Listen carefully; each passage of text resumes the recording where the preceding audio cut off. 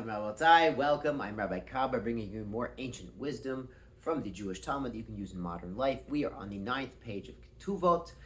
And recall, on the first page, we said the custom was for a virgin to get married on Wednesday. So if there was a dispute about her actual virginity, they would take it to court on Thursday. The Gemara asks today on Daf Tes, what claim is the man making when he rolls into court? Now, if he shows up in court, a young man, first marriage, never married before, and he says she was definitely not a virgin, so maybe he doesn't know what he's talking about. We have to be aware that men have varying degrees of experience, and typically in ancient society, this man, if he said such a thing, the court would not necessarily believe him. However, he might be believed enough to make this woman forbidden to him to continue as his wife, because what he's effectively saying is, hey, she was a virgin when we got engaged, and then we were engaged for 12 months, we finally got married and she wasn't a virgin, at least that's what he's alleging. He's basically accusing her of adultery. Now, if that's what the situation is, then he's saying she's an adulteress and he can no longer continue being her husband. Now, the court's going to have to work out what really happened, what went wrong, and what's the situation here. But in the meantime, she's forbidden to him. And this is an example of a concept in Jewish law known as Shavia Anafshe Chaticha D'Isura. A man can make something forbidden onto himself. For example, there could be a piece of meat and it's perfectly kosher, perfectly good meat.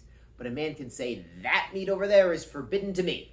And guess what? Yes, it's forbidden to him, but it's still permitted and kosher to everyone else. You can change your own subjective experience of reality with your verbal statements, but not anybody else's objective reality. So this man, by his accusation, has made his bride forbidden to him, but he hasn't necessarily changed her actual status and any entitlement to the ketuvah. This is a reminder that we need to be so careful in what we say, particularly about ourselves. If a man goes into the gym and sees a weight or machine, it looks really heavy, it looks really hard, he says, there's no way I can do that. So yeah, he's right, there's no way he can do that. If a man's working on a business deal and it's very complicated and there's a lot at stake and he's under pressure and he says, oh, there's no way I'm going to work this out, then he's right. If a man sees a young woman and he's interested, but she's very pretty and he says, she's out of my league, then yes, she's out of his league. The statements we make shape our reality, even if they don't necessarily change objective reality. So this is a reminder that we need to be so careful about what we say to ourselves and about ourselves. We have to be realistic. We have to be honest with ourselves.